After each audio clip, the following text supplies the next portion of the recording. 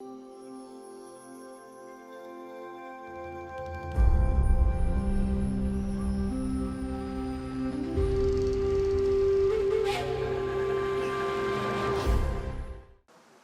afternoon, everyone.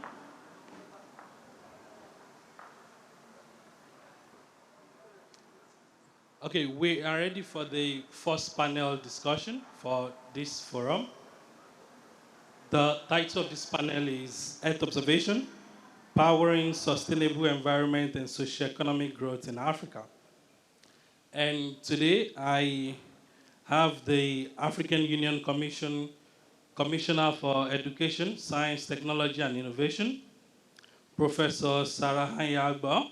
I have with me Dr. Jane Holwood, the Executive Director of the Southern African Science Service Center for Climate Change and Adaptive Land Management. I also have with me Professor Afian Kouadio, the Vice President of the Felix Hombre Bogny University in Ivory Coast, and Dr. Assis Touré, the Director General of the Center for Ecological Monitoring in Senegal. So let's get started. In a recent report by the World Economic Forum titled "The Unlocking the Potential of Earth Observation to Address Africa's Critical Challenges," it was estimated that Earth observation data could contribute up to $2 billion a year from 2024 to Africa's economy. Now, my question to us is, what are our institutions doing to ensure the continent capitalize on this potential? Let me start with you, sir.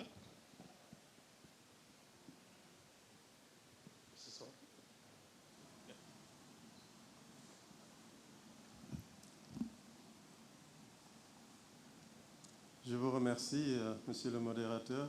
Et avant de commencer, j'aimerais bien, à l'image de ce qui a été fait tout à l'heure, remercier la Commission de l'Union africaine et particulièrement Madame le commissaire, le docteur Mahama, le docteur Tidiane Ouattara et leur équipe.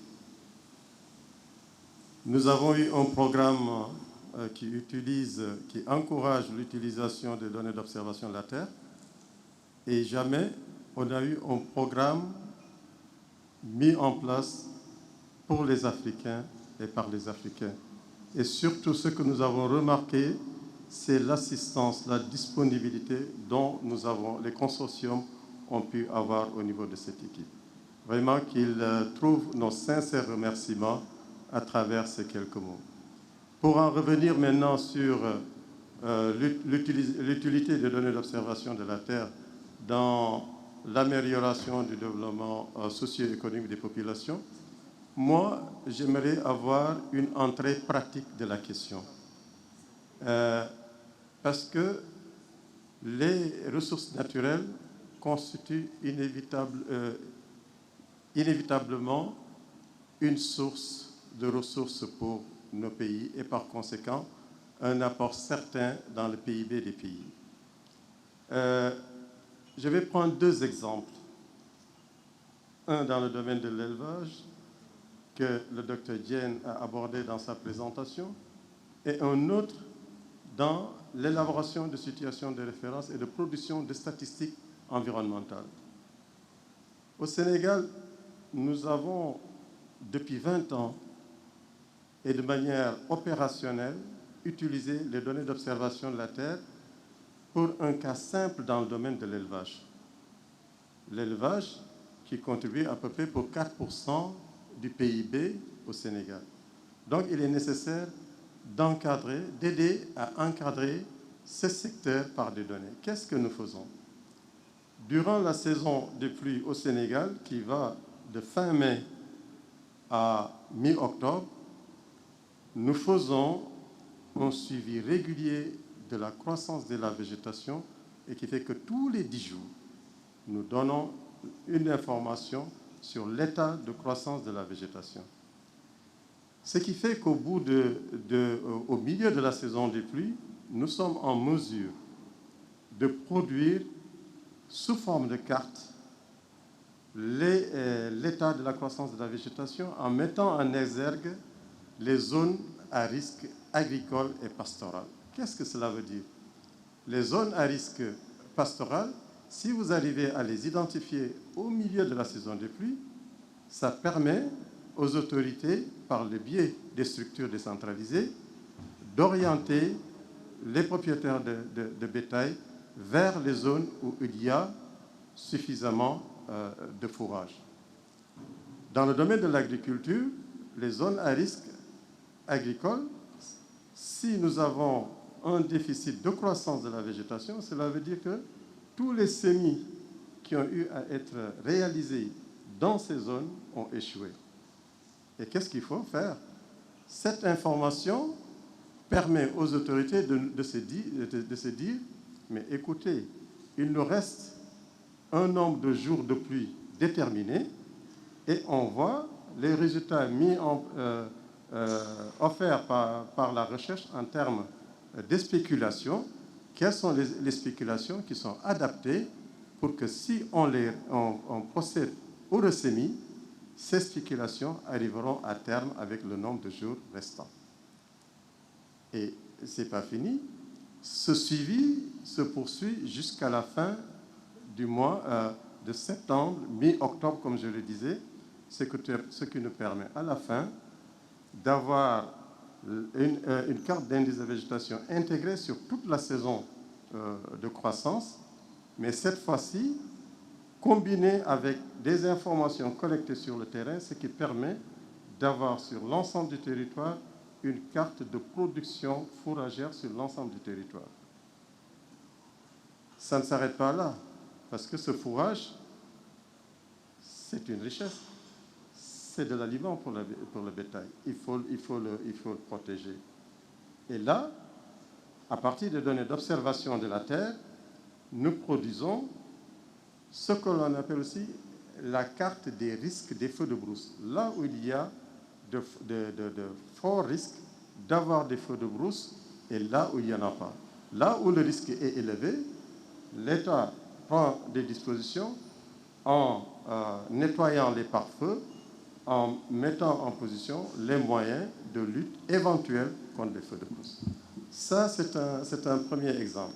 Le deuxième exemple que je voudrais donner également, par rapport à l'apport en termes de développement durable et d'apport socio-économique pour le pays, nos États ont eu depuis l'accord de Paris, vous vous en souvenez, en 2015, il a été demandé à chaque pays de décrire et de communiquer les actions climatiques pour l'après 2020, ce que l'on appelle les contributions déterminées au niveau national. Et chaque pays a travaillé là-dessus. De manière générale, ce qu'on remarque, les secteurs qui ont été identifiés tournent autour de l'agriculture, de l'élevage, de la pêche, de la foresterie, du transport, de la gestion des déchets, l'énergie et l'industrie. Et si vous remarquez assez bien, il y a 4 ou 5 secteurs qui sont déjà pris en charge par le programme GMSN Africa. Une fois de plus, pour mettre l'accent sur la pertinence de ce programme. De manière plus spécifique, je mets le doigt sur l'aspect foresterie. Les forêts constituent un stock de carbone qui est là. On a besoin d'estimer ce stock de carbone. On a besoin aussi d'avoir des mesures de la variation de ce stock, et cela se fait par les données d'observation de la Terre. Récemment, d'ailleurs, à la COP 26, il y a le président de RDO Congo qui intervenait sur les forêts et qui faisait remarquer qu'en 2020, la forêt primaire a perdu 491 000 hectares. Et là, je rappelle encore une fois que ces forêts sont considérées comme un poumon du globe. Donc, c'est une perte sérieuse à ce niveau-là. Et le chef de l'État de RD Congo a d'ailleurs manifesté son souhait de procéder à une réduction de la dégradation de la forêt et en procédant à une reforestation jusqu'à hauteur d'ici 2030 de 63% de couverture, d'ici 2030. Ceci a été possible grâce à l'utilisation des données d'observation de la Terre qui ont permis d'avoir des statistiques. Et là, je reviens encore aux contributions nationales déterminées dans ces différents secteurs que j'ai cités pour que l'on puisse aider nos États, parce qu'ils auront à partir de 2020, tous les 5 ans, à communiquer sur l'évolution des engagements qu'ils avaient pris.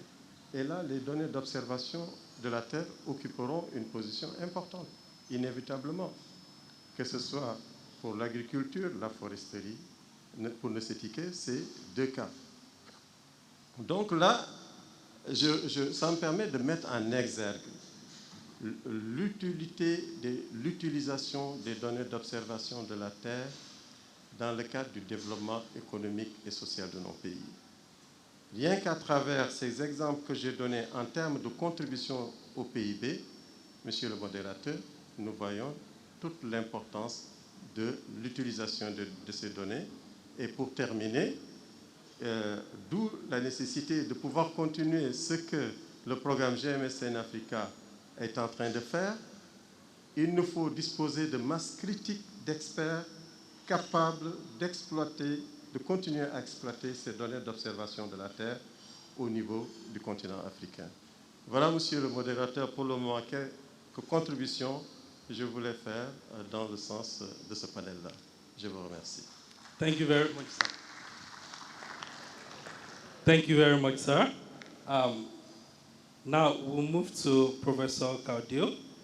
Now, as the head of a university, what role do you think your university, as well as other universities in Africa and other research institutions on the continent also, play in powering environmental sustainability and socioeconomic growth on the continent?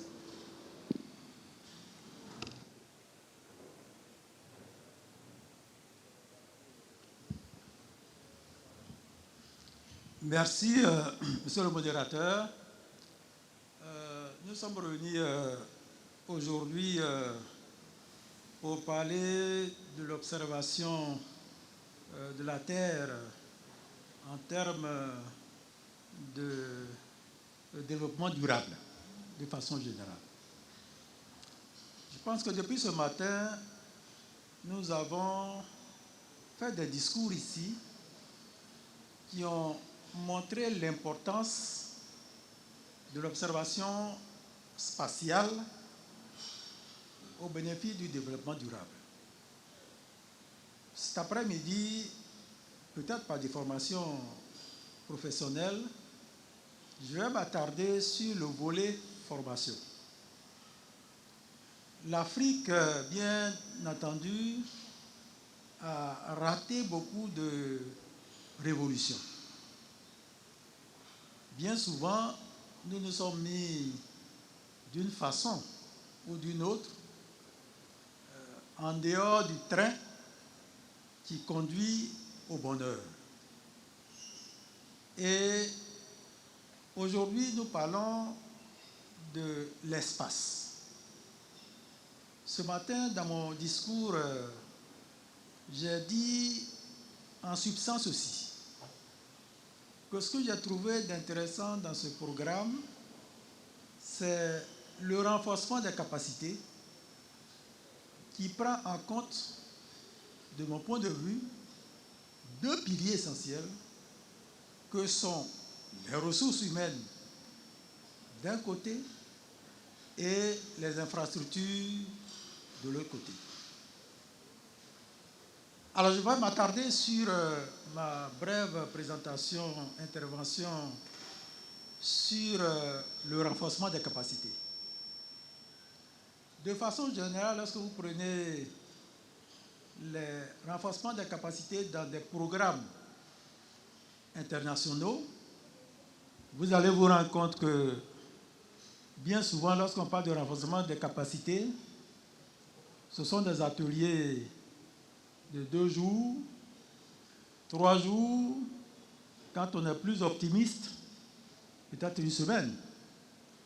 Et nous capitalisons, ils capitalisent cela au compte des renforcements des capacités. Pour la deuxième phase donc, du projet GMS, la question c'est de savoir quel type de renforcement des capacités il faut adopter. Et je rebondis sur la conclusion de mon voisin tout à l'heure pour dire que dans ce qui est important, de mon point de vue, et ça c'est su de tous, on le dit, c'est un proverbe, hein, tu le dis, qu'il vaut mieux apprendre à quelqu'un à pêcher que de lui donner du poisson tout le temps. C'est ça. Alors, nous sommes aujourd'hui à la croisée des chemins. Lorsqu'on regarde en Afrique, très peu de pays ont pu lancer des satellites. Ça te compte sur les doigts d'une main. Mais est-ce qu'il faut que nous nous arrêtions à cela? Ce qu'il nous faut, c'est de faire en sorte qu'on puisse capitaliser ou alors utiliser à bon escient les produits des satellites à notre bénéfice. Et pour faire ça, comme l'a dit mon voisin, c'est de faire en sorte qu'on ait un pool critique de spécialistes capables de transformer la donnée en information. Parce que tout compte fait, c'est cette information qui va être utilisée par les décideurs et les utilisateurs finaux. La question qui se pose maintenant, c'est de savoir comment faire pour qu'on puisse mettre en place en Afrique un pool critique de spécialistes capables de pouvoir traiter ces informations, ces données, pour les transformer en informations. Il y a 2 choses. Ou alors, on prend l'option de faire des formations qualifiantes. Et là, la question se pose si on s'oriente dans les formations qualifiantes, quel est le niveau, quel est le temps nécessaire que nous allons pouvoir consacrer à cela pour que la personne formée puisse réaliser le travail qu'on attend d'elle. Ou alors, on opte pour une formation diplômante. Et là, au niveau du CURAT, du Centre universitaire de recherche et d'application en télédétection, c'est l'option que nous avons prise depuis 1995, où on a mis en place une formation niveau master et niveau doctorat. De sorte que les personnes qui sont formées soient nanties de ces diplômes de master et de doctorat. La question se pose, est-ce que c'est cette option que nous devons pouvoir endosser tous, ou alors faire en sorte que dans les curricula qui sont exécutés dans nos universités ou nos grandes écoles, il faut pouvoir injecter des modules, des unités d'enseignement dédiées à la science spatiale. Ce sont des questions comme ça qu'il faut certainement, sur lesquelles on doit disserter pour trouver l'option ici à l'Afrique. Aujourd'hui, lorsque vous regardez en Afrique subsaharienne,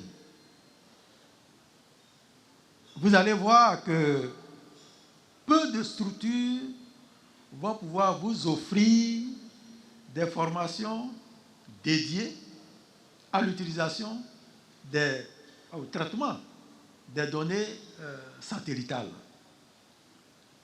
Est-ce qu'il faut, dans le cadre de ces programmes-là, soutenir toutes les institutions qui sont capables justement de faire ces formations, ou alors aller vers des centres, j'allais dire des centres d'excellence reconnus de tous pour exécuter ce type de renforcement des capacités? Ce sont des questions qui se posent, pour lesquelles nous avons besoin d'avoir des réponses.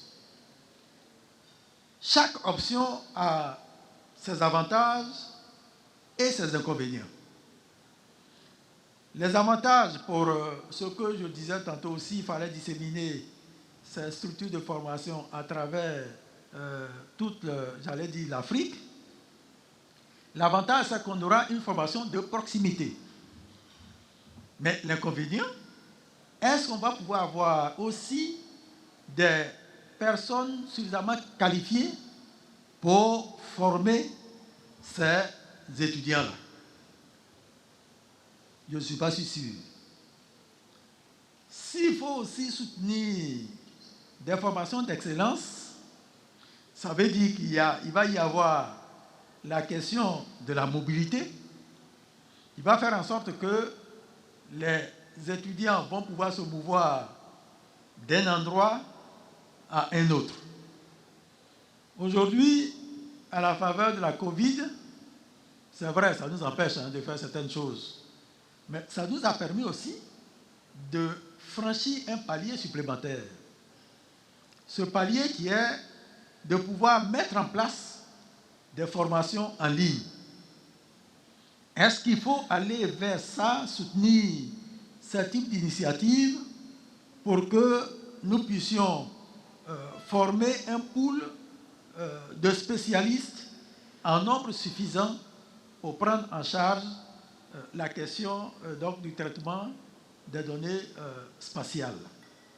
Thank you very much, sir. Okay. Thank you for emphasizing the need to raise a critical mass of professionals in the sector and people that can actually capitalize on these technologies to create sustainable tools. Moving to Honorable Commissioner. Now, this is not the first time the African Union is implementing a project to address the environment or even security. In fact, as far back as 2012, the African Union established a specialized agency called the African Risk Capacity Agency, which was aimed at improving the capacity to better plan, prepare, and respond to weather-related disasters by African countries. Now, recently, since 2014, 62 policies have been signed by member states on this project with insurance coverage of about $800 million.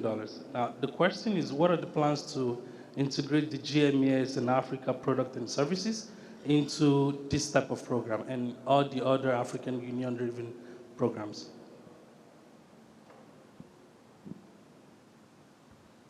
Thank you very much, moderator.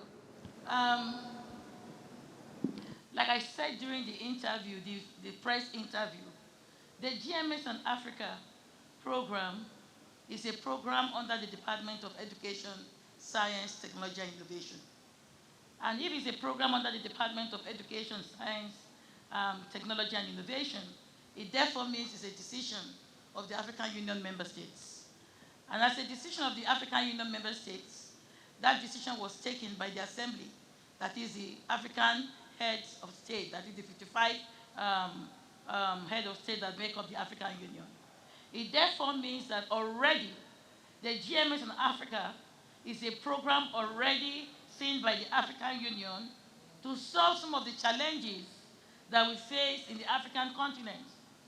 And you see, like the theme You know, you're making me to think. I'm not like these people seated here. These ones are experts. Me, I'm a policy maker. Now you're making my head to turn. So the point is that as a decision of the African Union, already it is part and parcel because the ministers of environment, the ministers concerned with GMS and Africa are already, they know this. And that is why you see that we work in forms of consortia. And in each consortium, you have like 5 member states coming in together or 3 member states plus a very important stakeholder working together to actualize this. And if that be the case, between the African Union, because I will tell you that the bulk of the money that comes for GMS in Africa is actually through the support of the European Union. And that is because of the AU-EU relationship and the MOU that we have signed together. So the GMS in Africa has come to stay. And that is why I'm very happy that already Dr. Tidjani has been able to work this, that we are going into the second phase of GMS and Africa. It therefore means the first phase has been consolidated, and now the EU believes in us and believes in the program in implementing and domesticating the views or the aspirations of Agenda 2063. When Dr. Jane was presenting, she tried to make a parallel between the African Union Agenda 2063 aspirations and goals with that of the European Union SDG goals. And when I was giving my remarks in the morning, I said that under aspiration 1, goal 1, goal 2, goal 3, goal 4, and 5 are under this GMS in Africa because it has a place of where Earth observation can help us achieve potable water, better agriculture, remote sensing in different areas, climate change, etc. So it is already bought in, and if there is a political buy-in, definitely the vision for it to stay will remain. So the short answer I can give you. Thank you very much, ma'am.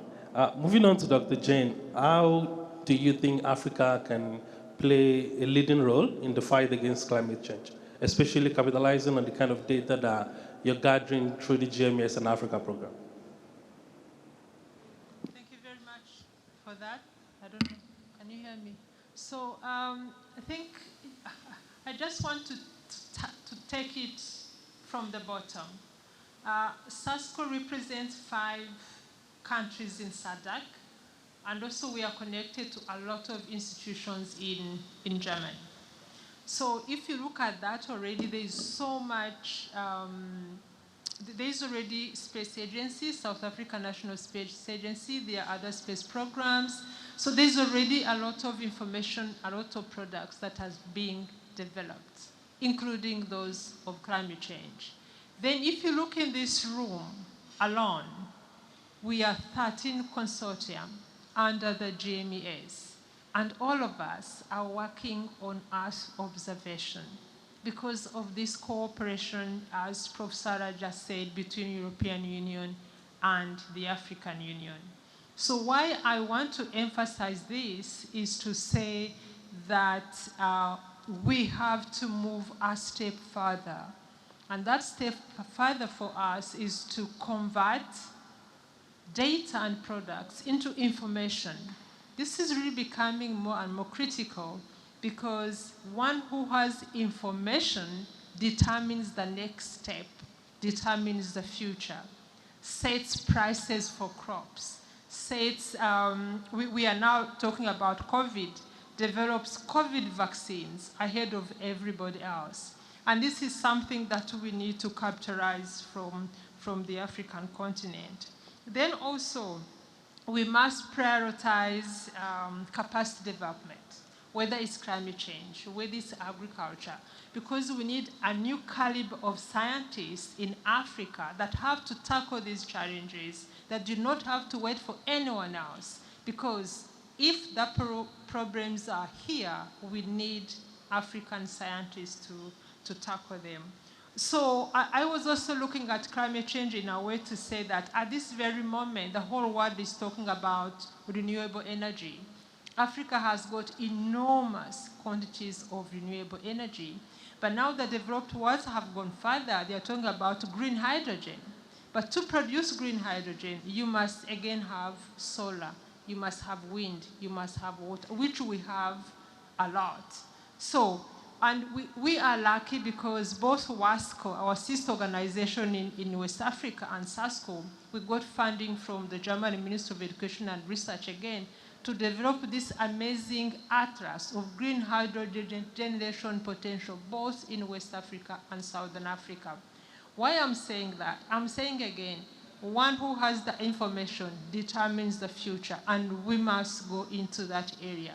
We must go translate everything we have. We must share data. That's one thing that we are not doing. With this Earth observation of satellites, African space agencies are not sharing data. We must share data. We must make it useful. We must move from data products to information to decision making. I think that will be my contribution. Thank you. Thank you very much, man. As we round up the panel session, I'll come back to Dr. Toure. So you've been implementing the GMS project in your consortium for a while now. How have you been able to integrate the private sector into all of your projects and all the products and services that you're developing? How have you been able to take this through the private sector into the market? 1 minute, please. Merci, monsieur le modérateur. Ceci aussi est un autre point fort qu'il faut signaler dans le cadre du programme GMS en Africa.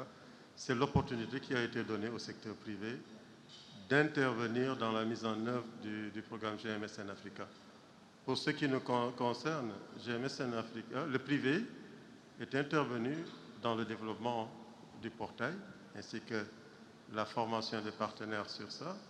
Tout comme le développement de certains services aussi, le privé est intervenu. Voilà comment nous avons pu intégrer le privé, et c'était la première fois dans le cadre d'un projet que nous ayons cette possibilité-là. Je vous remercie. Thank you very much, sir.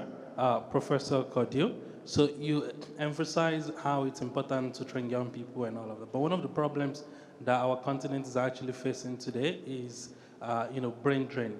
Young people keep leaving the continent to go find greener pastures in Europe, in America, and other part of the world. Now, what are you doing to ensure that the people that you're training on this project actually stay in the country or stay on the continent to apply some of this knowledge into solving critical problems? Oui, je pense que je vais vous surprendre. Parce que, de mon point de vue aujourd'hui, le monde, c'est un village planétaire. Il ne faut pas avoir peur de celui-là, il est parti ici. Dans la salle, vous allez voir des collègues qui sont à l'extérieur, qui sont au Canada, aux États-Unis, qui enseignent. Mais chaque fois qu'on a besoin d'eux, ils viennent. Dans la science n'a pas de frontières. Il ne faut pas avoir peur du partenariat. Et dans le domaine de l'espace, c'est justement le partenariat qui est recommandé. Quand vous prenez même les pays les plus développés qui lancent des satellites, vous allez vous rendre compte qu'il y a une collaboration au plus haut niveau. Vous allez voir des Russes qui collaborent avec les Américains, etc., etc. Donc, de mon point de vue, ceux que nous formons, même s'ils vont à l'extérieur, et je vais vous faire une confidence, quand on a commencé le programme de formation en télédétection dans les années 95, on a reçu des étudiants, une étudiante togolaise et puis un étudiant togolais. Aujourd'hui, la togolaise enseigne dans une université canadienne, mais n'empêche qu'elle apporte sa contribution à l'Afrique. Donc, du point de vue du savoir, je pense que le savoir n'a pas de frontières. Si on a des gens qui sont dans un environnement qui leur permettent de se bonifier, il faut encourager cela. Il ne faut pas forcément se situer dans un contexte de tribu assiégée. Bon, je le forme, il va fuir. Non, moi, de mon point de vue, je suis complètement ouvert. Et ceux qui veulent exploiter leur talent ailleurs, ils le font, mais chaque fois qu'on a besoin d'eux, ils viennent. Merci.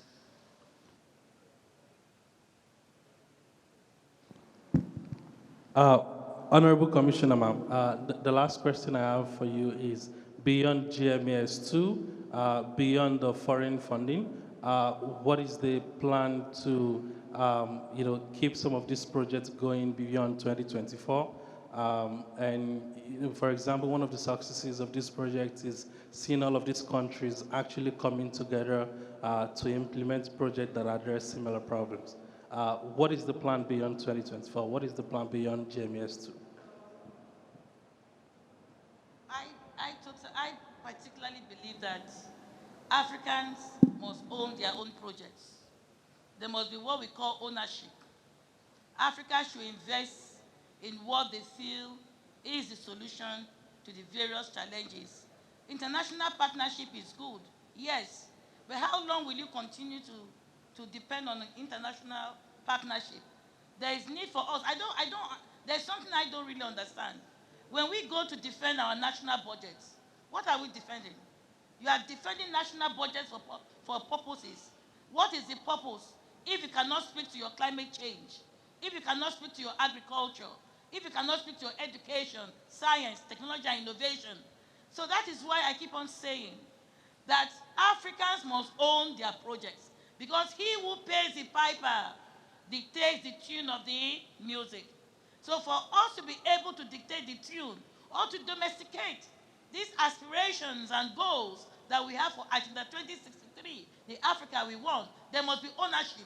The political will must drive that vision of sustainable development.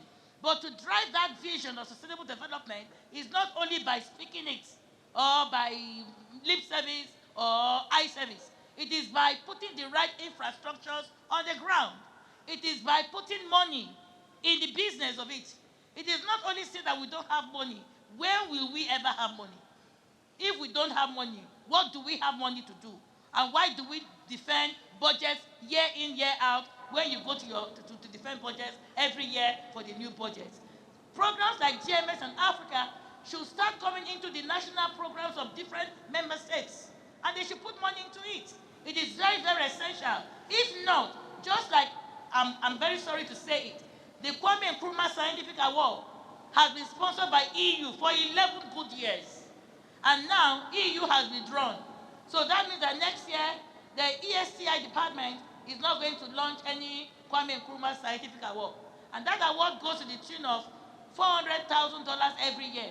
$200,000 for the best 2 scientists in the continent, and then $200,000 for 10 female scientists in the continent from 5 different regions, 2 per region.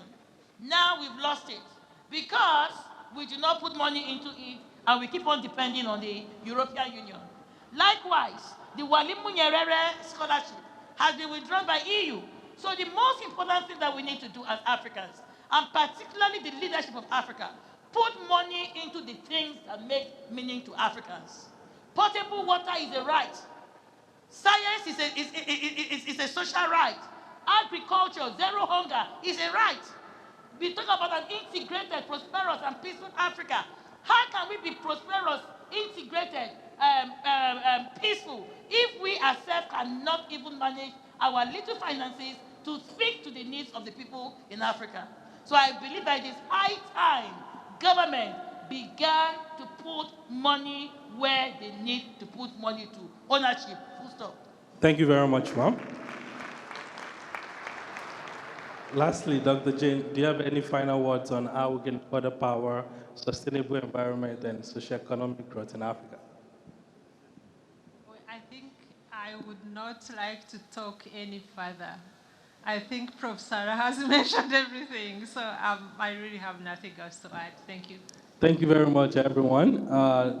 In this panel, we've been able to discuss several ways in which the GMS and Africa project is powering environment and socio-economic growth in Africa, the need for us to build manpower capacity on the continent, and most importantly, the need for Africans to own its own project and actually finance its own project. Personally, I hope that if we would have a GMS 3, it to be fully financed by African countries. Thank you very much, everyone.